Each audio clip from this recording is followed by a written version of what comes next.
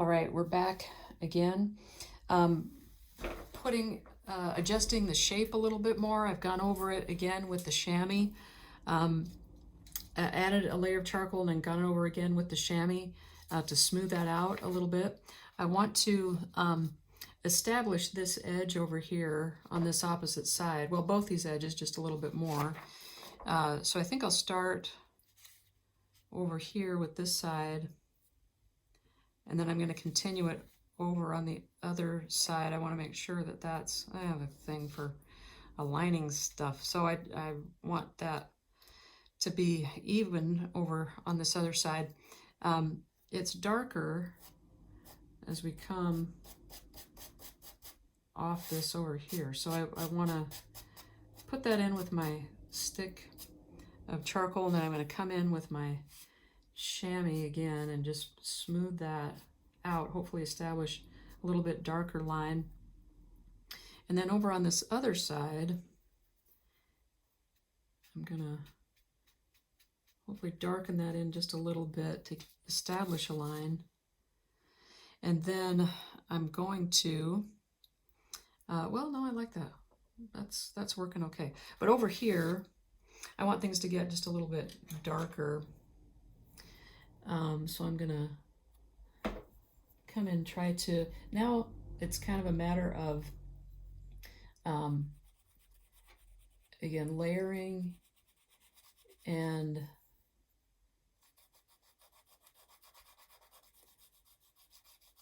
yeah, there we go.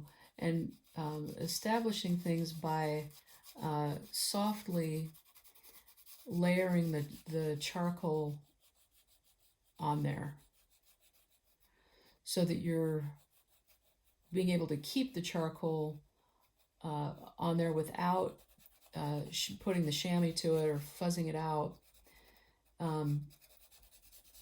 so that you can get the dark values that you need.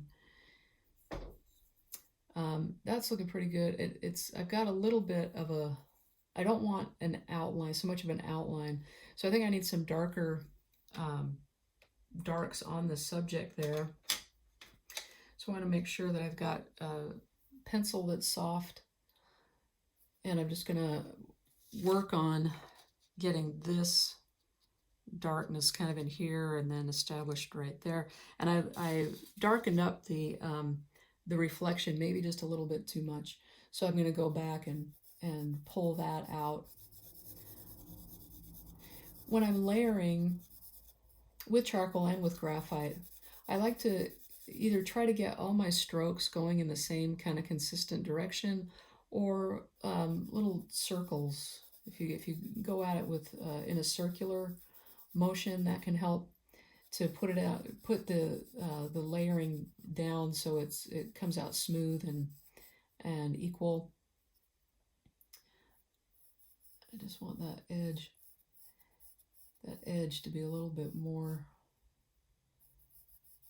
clear, because again we're taking our focus away from line and we're trying to establish edges where one value starts and another one stops.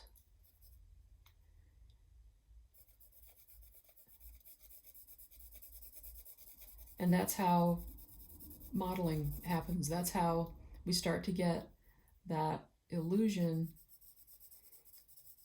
of 3 dimensions on a 2-dimensional surface.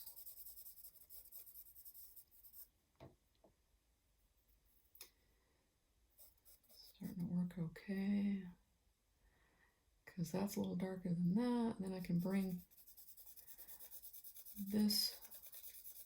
a layer of this value down into here.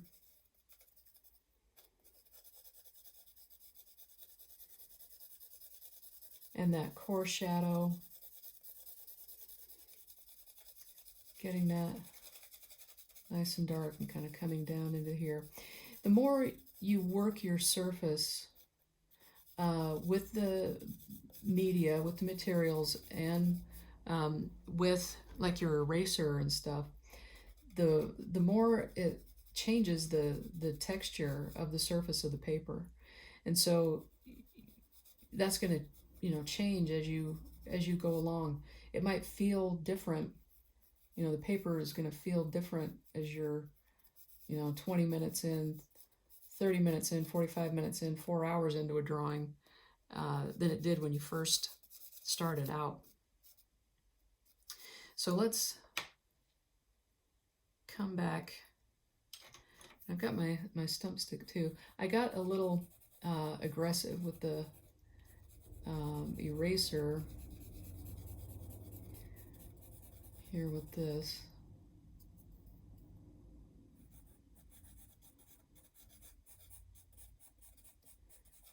Now I may be getting too aggressive with the, it's just a little game that we play, going back and forth with it.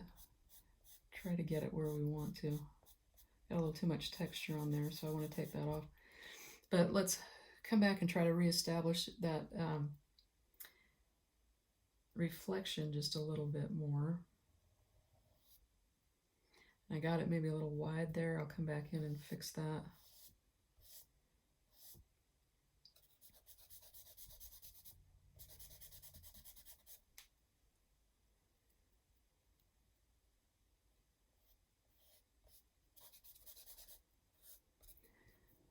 So I'm going to try and fix that with my chamois. You know, if you can take your chamois and you can use the long edge of it this way, that can help to give you a little bit more control as well, I've found. But that's starting to work. Get a little bit more blending there. So if you could just continue to layer and be patient and